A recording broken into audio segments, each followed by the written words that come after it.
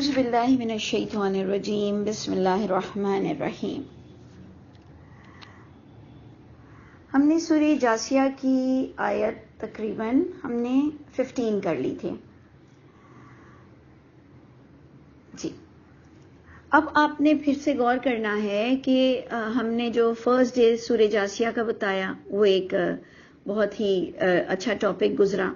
پھر ہم نے کل بھی جو بات کی تو اس میں وہی اللہ کے انعامات اور اللہ کی ایام اللہ کی بڑی اچھی ڈسکشن تھی کہ ایام اللہ آپ ہر طرح سے اس کو اپنے اپنے سوچ کے مطابق لے سکتے ہیں کہ ہم کتنی چیزوں کو ایام اللہ کہہ سکتے ہیں، کہ اللہ تعالیٰ ہمیں کن کن دنوں کی یاد دلاتے ہیں اور کس طرح سے عذاب علیم، عذاب عظیم، عذاب مہین سے بچنے کی ہمیں تلقین کرتے ہیں۔ پھر آخرت کا پورا آپ کو اور مجھ کو ایک عقیدہ بھی دیا گیا۔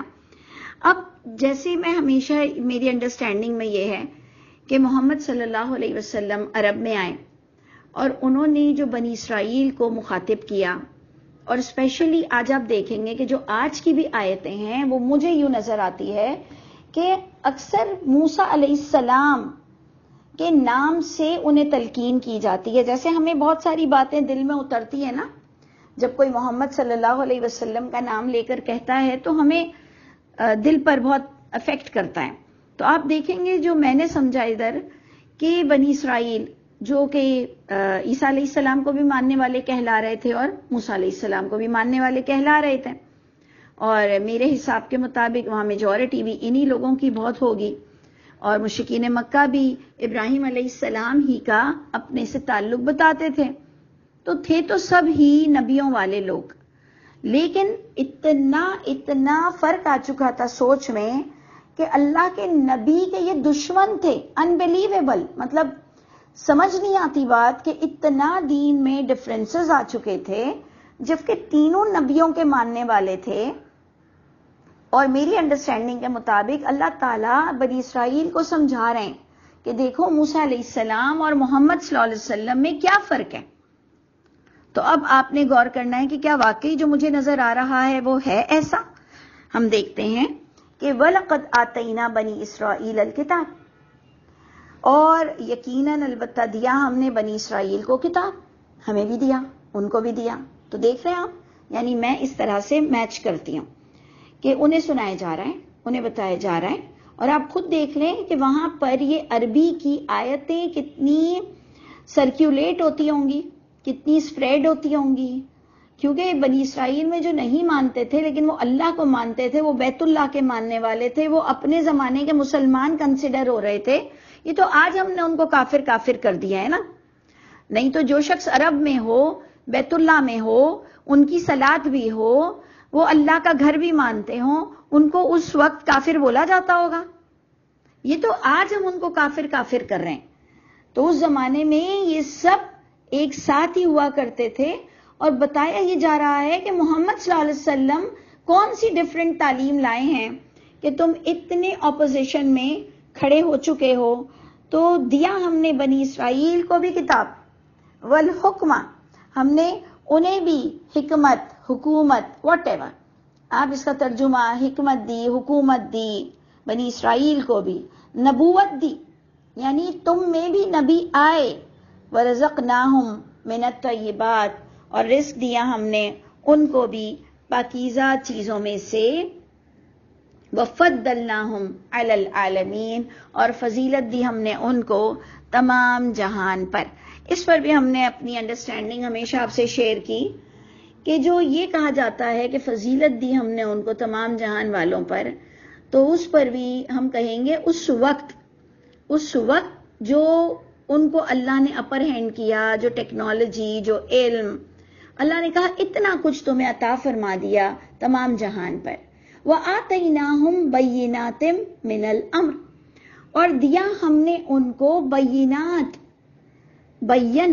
تبین، یعنی واضح ہدایتیں جو بیان ہوتی تھیں، جو دکھتی تھیں، جو سب دیکھ سکتے تھے، جس کی ہم گواہی، جیسے ہم آج کل آیت کو بینات کہیں گے نا، حدیثوں کو بینات نہیں کہیں گے، کیونکہ ایک شخص اگر ایک حدیث کو مانتا ہے تو دوسرا گروہ اس کو نہیں مانتا۔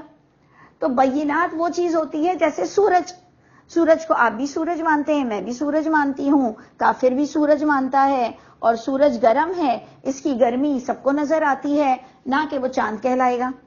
تو بینات، جو چیز بیان ہو جائے، جو چیز واضح ہو جائے، تو قرآن ایسا روشن ہے۔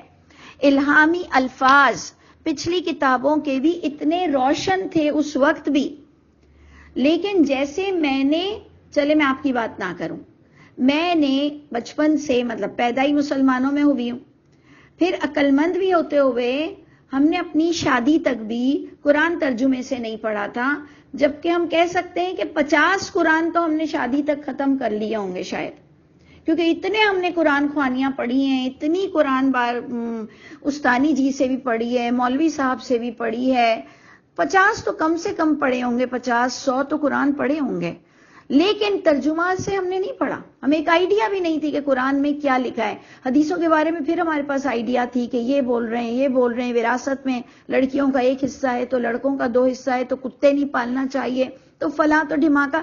ہمیں قرآن سے زیادہ ان باتوں کی بہت ہی نو ہاؤ تھی۔ تو ہم اپنے آپ کو بھی دیکھ لیں کہ کس طرح سے ان کے پاس یہ بینات موجود تھیں، ہمارے قرآن کی طرح ان کے پاس وہ بینات موجود تھیں۔ اللہ کہہ رہے ہیں آتیناہم، دیا تھا ہم نے ان بنی اسرائیل کو۔ بنی اسرائیل سے اللہ مخاطب ہیں، اور کیوں مخاطب ہیں تو میں نے آپ سے کہا کہ انہیں ہی سنایا جا رہا ہے کہ کیوں اتنا پیچھے پڑے ہو، اللہ کے رسول محمد صلی اللہ علیہ وسلم اور موسیٰ علیہ السلام اور عیسیٰ علیہ السلام میں کیا فرق ہے۔ انہیں بھی ہم نے کتاب دی تھی، حکمت دی تھی، نبوت دی تھی، اور دیا تھا ہم نے ان کو بینات، واضح آیتیں۔ کوئی تو کہتا کہ کہاں ہیں آیتیں؟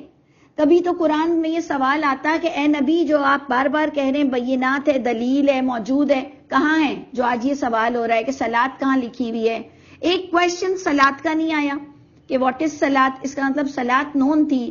آج ہمارے مسلمان بھائی بہن ہمیں قرآن سے ہٹانے کے لیے پہلا حملہ ہم پہ کرتے ہیں، یا پتہ نہیں ان کو غصہ آتا ہے، یا وہ بہت سنسیئر ہیں اپنے سوچ میں کہ ہم پر سب سے پہلا اٹیک ہوتا ہے صلاۃ کہاں سے لاؤ گے اگر حدیث نہیں مانو گے تو۔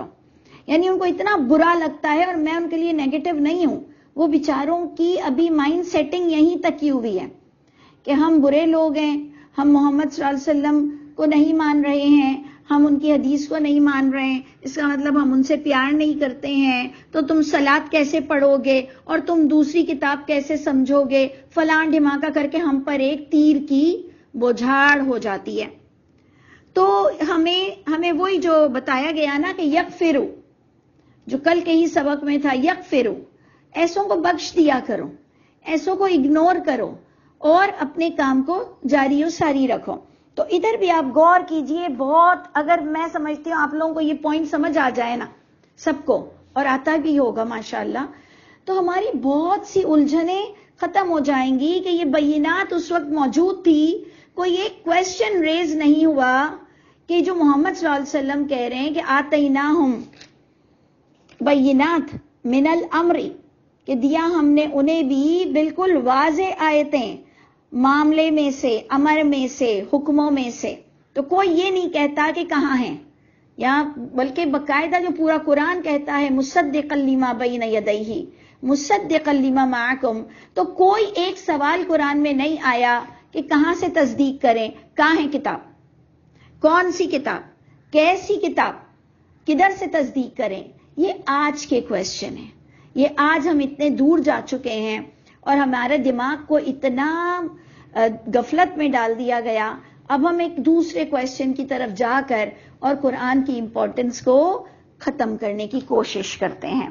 تو دیکھیں، بہت غور سے دیکھیے، آتیناہم بینات من الامر، دی تھی ہم نے ان بنی اسرائیل کو بھی بینات، واضح آیتیں، من الامری، دین کے امر میں سے، دین کے معاملے میں سے، فمختلفوا، پس نہیں اختلاف کیا انہوں نے بھی اختلاف نہیں کیا،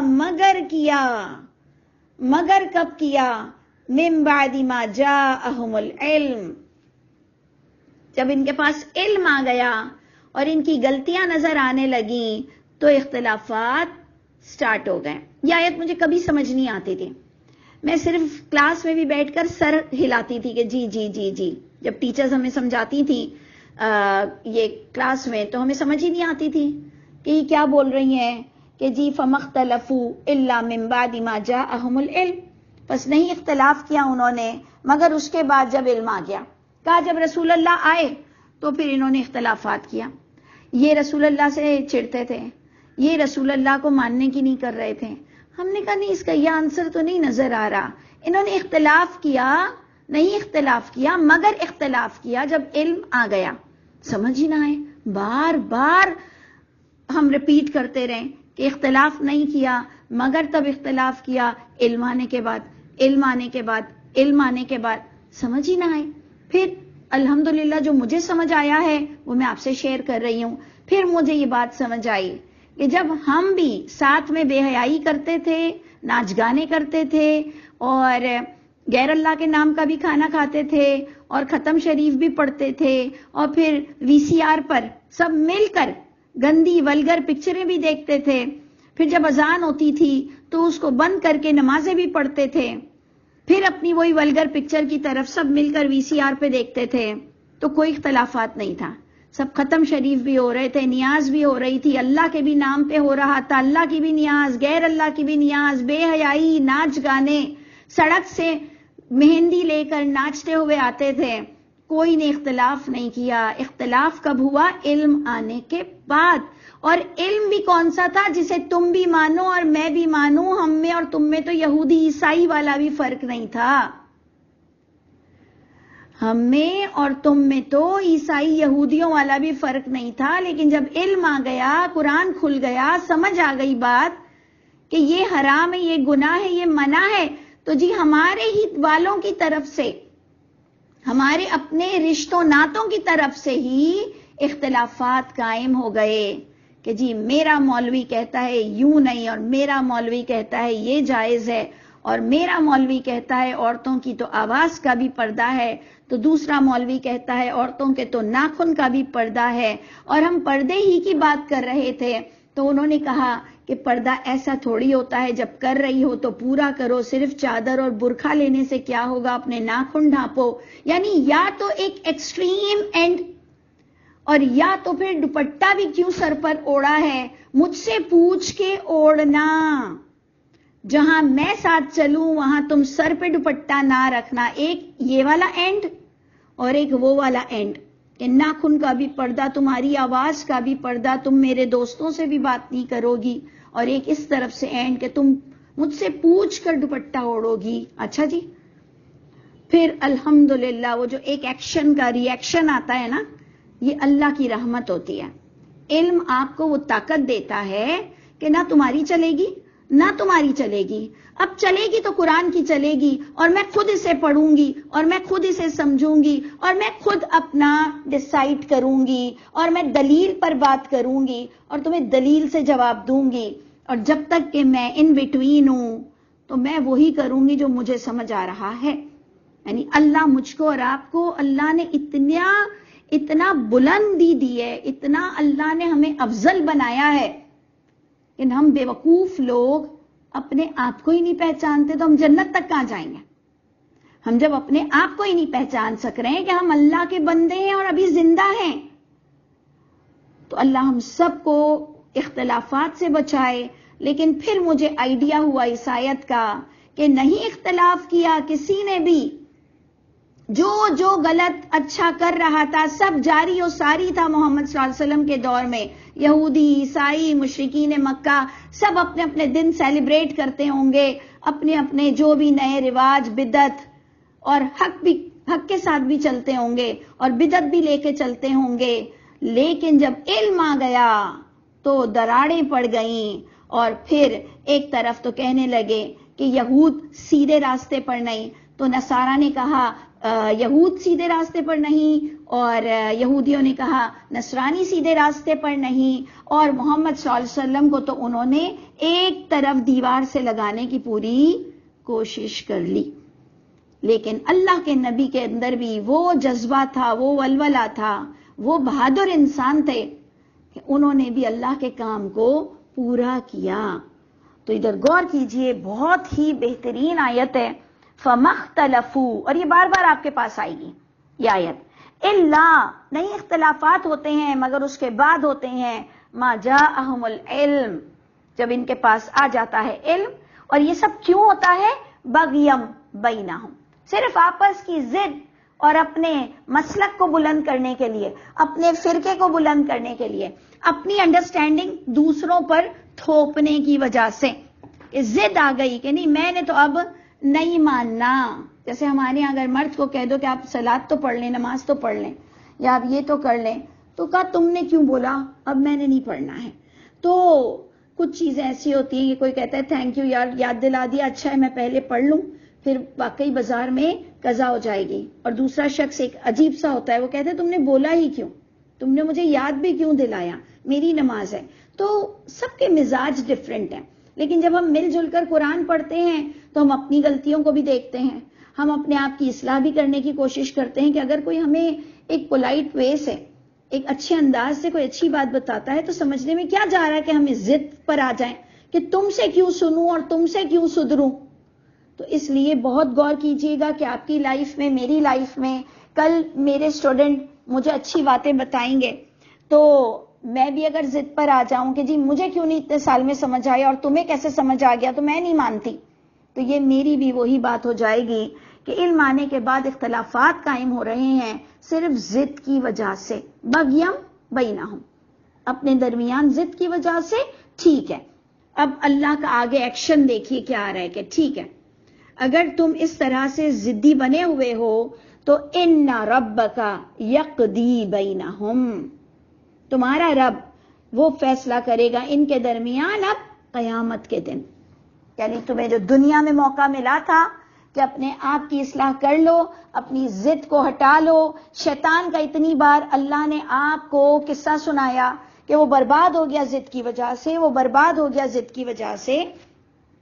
لیکن اگر ہمارے پاس یہ آیتیں بھی ہمیں سمجھ نہیں آتی ہیں اور ہم اپنی ضد میں بہت دور نکل جاتے ہیں تو اللہ نے بھی پھر کیا کہا ہے کہ ٹھیک ہے بے شک تمہارا رب وہ فیصلہ کرے گا ان کے درمیان، ان ضدی لوگوں کے درمیان، یوم القیامہ، قیامت کے دن، فیما کانو فیہ یختلفون، ان تمام امور پر، ان تمام باتوں میں جس میں وہ اختلافات رکھتے تھے، جہاں اختلافات کی کوئی نوعیت تھی ہی نہیں۔ تو ٹھیک ہے اگر تم ایک سیدھی بات پر بھی اختلاف قائم کرو گے تو اللہ تمام تر تم کو جانتے ہیں، اللہ دیکھیں گے کہ کتنی کلیئر بات تھی، لیکن انہوں نے فضول کا کسی کو الجھایا اور اپنے الجھنے کی وجہ سے دوسروں کو بھی قرآن سے دور کر دیا کہ ٹھیک ہے یہ قرآن کی کلاسز نہیں لینی چاہیے کیونکہ پھر ہم کنفیوز رہتے ہیں، پھر نہ ہم ادھر کے رہتے ہیں، پھر نہ ہم ادھر کے رہتے ہیں، اس لیے کہا جاتا ہے کہ جی قرآن مت پڑھا کرو ڈائریکٹ، اور الجھ جاؤ گے اور بھی اپنے تیتر بٹیر ہو جاؤ گے۔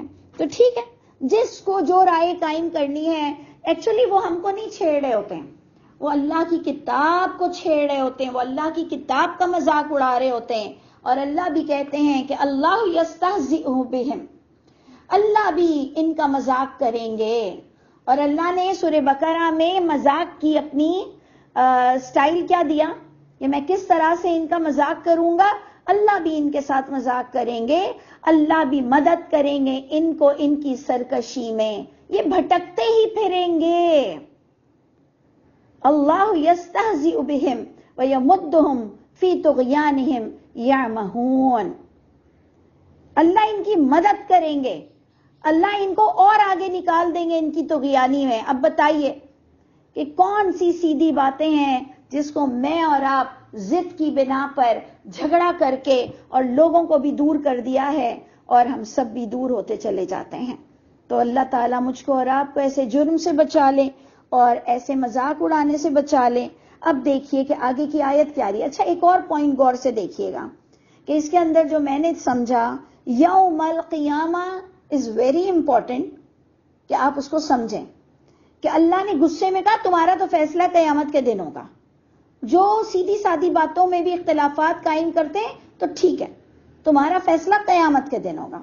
یہ بات بہت زیادہ امپورٹنٹ کیوں ہے کہ ہم ابھی بھی توبہ کر لیں، ہم کہیں اللہ تعالیٰ نہیں ہم قیامت سے پہلے اپنی ضد کو چھوڑتے ہیں، اور قیامت مینس میری آپ کی موت۔ اللہ ہم اپنی موت سے پہلے ضد کو چھوڑتے ہیں، اللہ ہم آپ کے دائرے میں آتے ہیں، ہم آپ کا مضبوط کڑا تھامتے ہیں جس کا آپ نے وعدہ کیا لن فصام لہا، کہ ہم نے اگر اللہ کا کڑا تھام لیا، اگر ہم نے اللہ کی کتاب کو پکڑ لیا، لن فصام لہا، وہ ٹوٹنے والا نہیں ہے، اتنی اللہ نے بیسٹ لاکنگ کی ہوئی ہے اس کی۔ تو پھر ہمیں توکل کرنا چاہیے کہ ہم اللہ کی کتاب کے مطابق اگر اللہ کے دائرے میں آ گئے تو انشاءاللہ وہ جو اللہ قیامت کے دن غصے کا فیصلہ کرنے والے ہیں ہم ان میں شامل نہیں ہوں گے، اور ہمارا جو ہم نے دنیا میں فیصلہ کیا تھا اس کی رحمتیں ہماری آخرت کے اعمال نامے پر اتریں گی کہ جی یہ وہ لوگ تھے جنہوں نے دنیا میں اپنا فیصلہ کر لیا تھا کہ ان کو کس کے ساتھ جانا ہے، قرآن کے ساتھ جانا ہے یا جھوٹی بات کے ساتھ جانا ہے، آخر میں کیا چیز رہ جائے گی اور کس چیز کے ساتھ تمہاری پکڑ ہوگی۔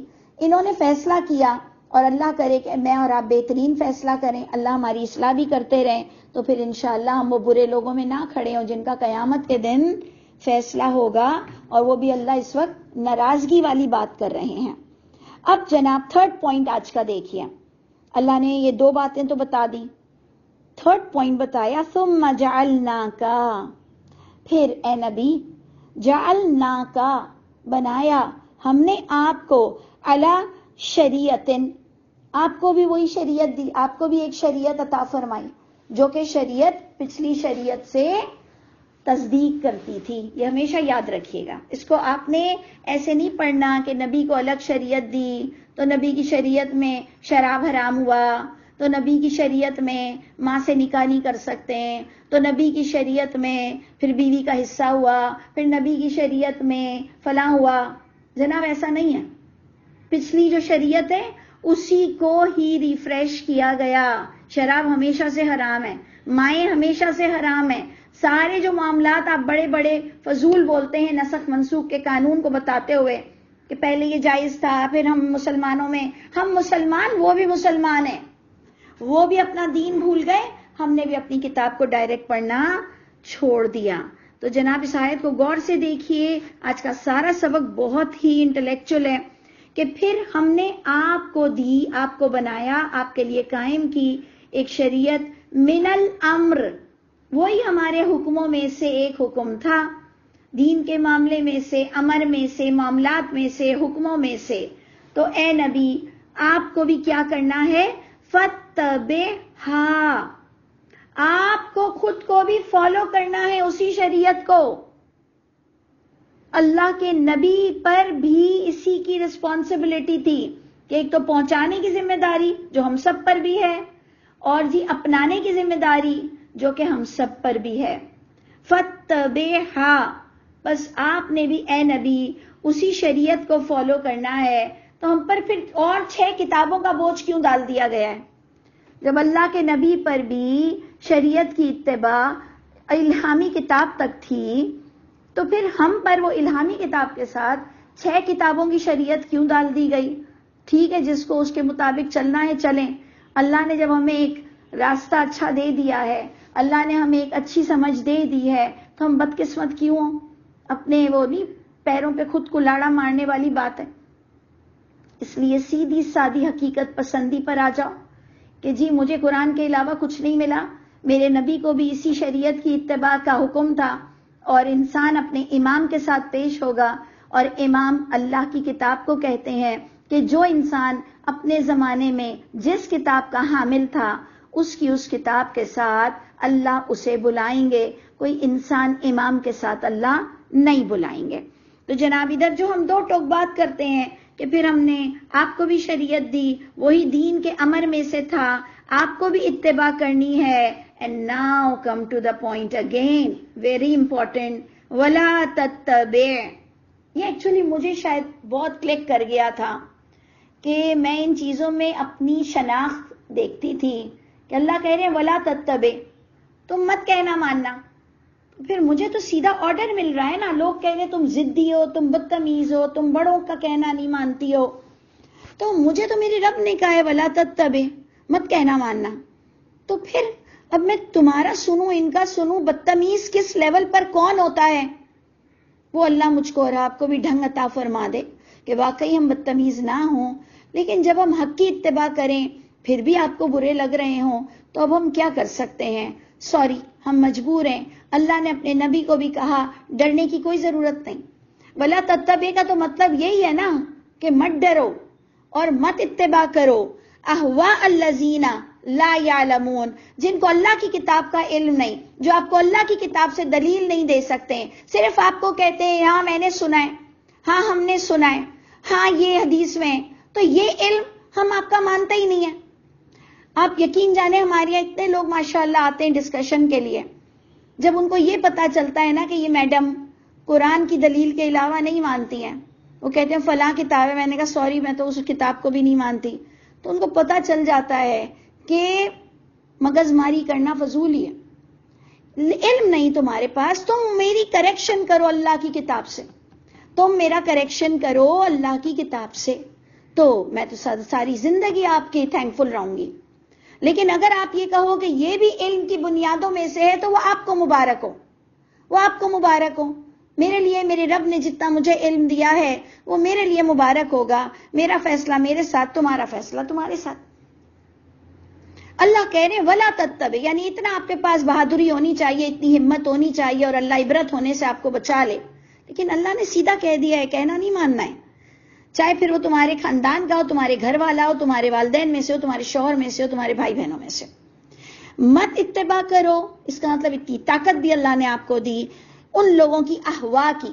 ہم نے اس سے پہلے بھی آپ کو کہا تھا احوا حق کے اگینسٹ آتا ہے، حق کے کمپیریزن میں آتا ہے، کہ وہ باتیں جس کو تم دلیل سے ثابت نہ کر سکو، صرف کہو سنا ہے سنا ہے سنا ہے، یا دوسری کتابوں کے حوالے دے کر کہو کہ یہ تو مستند ہے، یہ تو صحیح ہے۔ بھائی آپ کے لیے ہے نا، آپ کے لیے ہے، میرے لیے نہیں ہے۔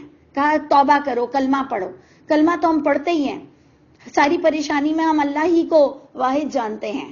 تو جناب مت اتباع کرو حق سے ہٹ کر ان احوا کی، اور اسپیشلی الذین، ان لوگوں کی، لا یعلمون، جو علم سے آپ کو دلیل نہ دے سکیں، جو علم کی کتاب سے آپ کو آپ کی غلطی نہ بتا سکیں، ان لوگوں کی خواہشات، یعنی ان اوتھینٹک بات کی اتباع نہیں کرنی ہے۔ اور یہ کس کو خاص حکم آ رہا ہے؟ نبی کو۔ اور جب ہم نبی کی سنت قرآن سے لیں گے تو ہم سب کو بھی یہ حکم آ رہا ہے۔ اور اس کے بعد کا سینٹنس دیکھیے، اس کی بعد کی آیت دیکھیے کتنی گرجدار ہے۔ اللہ کہہ رہے انہم، اے لوگوں غور سے سن لو، ان کے اندر گھسنے کی کوئی ضرورت نہیں، میجورٹی میں گھسنے کی کوئی ضرورت نہیں۔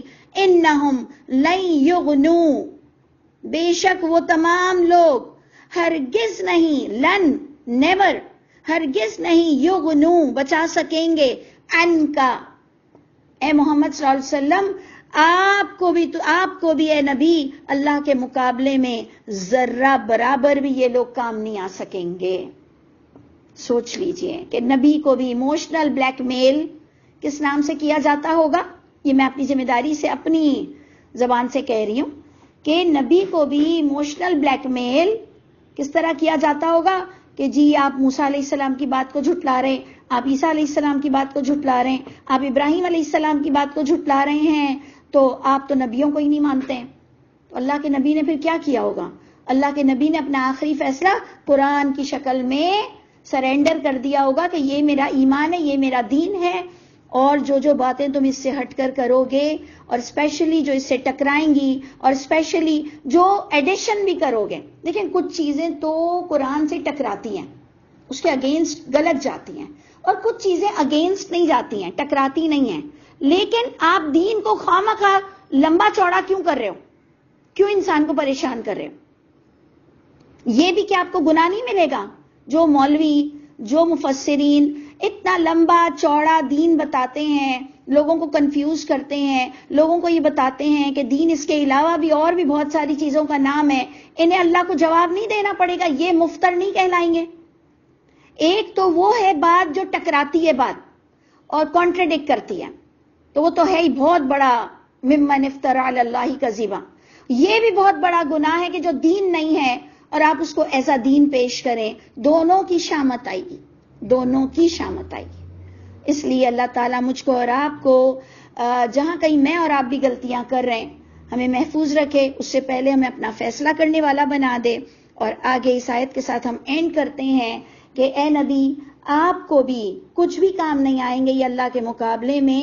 اللہ نے انہیں ظالم کہا، احوا کی پیروی کرنے والے، احوا کا حکم دینے والے، ان اوتھینٹک باتوں کو دین بنانے والے. اللہ نے کہا یہ ظالم ہیں. وَإِنَّ الظَّالِمِينَ، بے شک یہ ظالم، بے شک ظالمین، بعضهم اولیاء بعض، یہ ایک دوسرے کے بعض ان کے دوست ہیں بعض کے، اور اللہ تو دوست ہے ڈرنے والوں کا. ڈرنا کس بات پر ہے؟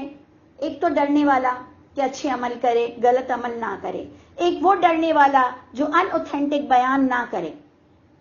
یہ بھی متقین کی صفت ہوگی کہ کہیں میں کسی کو اپنی ذات سے مشکل میں نہ ڈال دوں. ہم نے بیواؤں کو مشکل میں ڈال دیا، نہیں جی عدت اس کا نام ہے، عدت اس کا نام ہے، آسمان کے نیچے مت جاؤ، نئے کپڑے نہیں پہنو. یعنی بھائی بہنوں کی شادیوں میں بھی بیچاری کو اٹینڈ نہیں کرواتے ہیں. 80 سال کی عورت بیوہ ہوتی ہے، اس کی عدت کرواتے ہیں.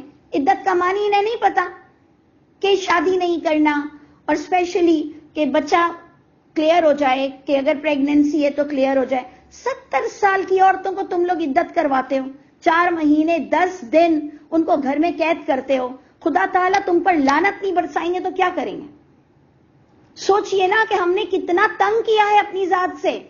اور اسپیشلی عورتوں کو تو جگہ جگہ، تو عورتیں بھی کیوں اپنے بیٹوں کے اور اپنے بڑوں کے اتنے کیوں قید میں آ جاتی ہیں؟ کیونکہ ان کے پاس علم نہیں تھا، کیونکہ ان کے پاس علم نہیں تھا. انہوں نے جوانی میں اپنا فیصلہ نہیں سنایا کہ جی مجھ پر دباؤ ڈالنے کی کوئی ضرورت مت کرنا، مجھے بھی قرآن آتا ہے. صرف تم لوگوں کو قرآن نہیں آتا، صرف تمہارے مولویوں کو قرآن نہیں آتا. میں خود اپنے قرآن کی مفتی ہوں، میں خود اپنا فیصلہ کروں گی. اپنے بیٹوں کو، اپنے خاندان کے بڑوں کو کیوں نہیں فیصلہ سنایا کہ مجھ پر زور آزمائی مت کرنا؟ ہماری اپنی جہالت کی بھی وجہ سے ہم برائی سہتے ہیں. اللہ تعالی ہم سب کے حامی و ناصر ہوں. اللہ کے نبی کے لیے قرآن میں آتا ہے کہ یہ وہ نبی تھے جو توق اور زنجیریں توڑنے آئے تھے. یعنی جہالت کی توق اور زنجیریں وہ نبی توڑنے آئے تھے.